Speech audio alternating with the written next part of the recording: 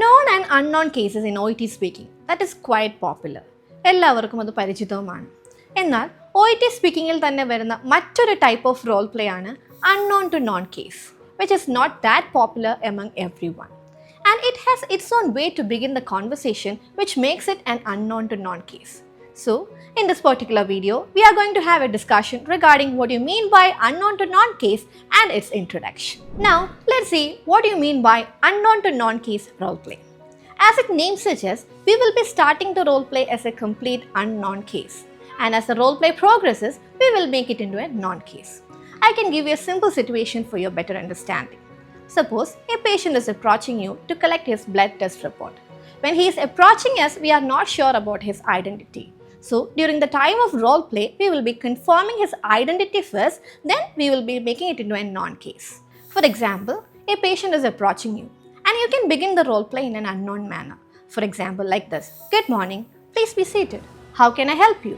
And the patient will be giving the response as he is there to collect the blood test report. Then what you have to do is you have to confirm the identity of the patient. For example, "Could you please tell me the name for the confirmation purpose?" And when the patient responds with his or her name, then you can make it into a non-case.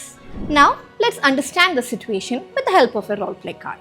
You are talking to a 35-year-old computer engineer who has been referred by his or her doctor for advice on weight loss. The patient has been experiencing breathlessness on exertion and has been advised by his or her GP to lose weight to improve his or her health status. The patient is overweight and has a BMI of 25. In this particular role play card, the patient is being referred by his or her GP, which means we assume that we already got the information that a particular patient is approaching you, but we don't know about his identity. So we have to start this particular role play as an unknown case, and once we confirm the identity of the patient, you have to make it into a non-case. And I can give you a demonstration. For example, "Good morning, please be seated. How can I help you?" And the patient will be telling you, "See, I am here as per the advice of my GP." Then you can ask the patient for his identity, and the dialogue will be like this: "Could you please tell me your name for the confirmation purpose?" And the patient will be providing you with his or her name. For example, in this particular situation, I'm just going with Mr. Alex. So once you get the name of the patient as Mr. Alex, then you have to tell the patient, "Okay, Mr. Alex, let me check the record. Okay, so if I'm not wrong, you are here as per the advice of your GP to get some advice regarding the weight loss. Am I right?" So once you get a positive response from the patient, then we can proceed with the rest of the task.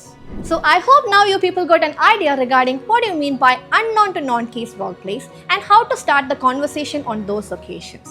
So for more interesting videos like this, follow Tejas Academy and all its socials. Orappan Vijayam.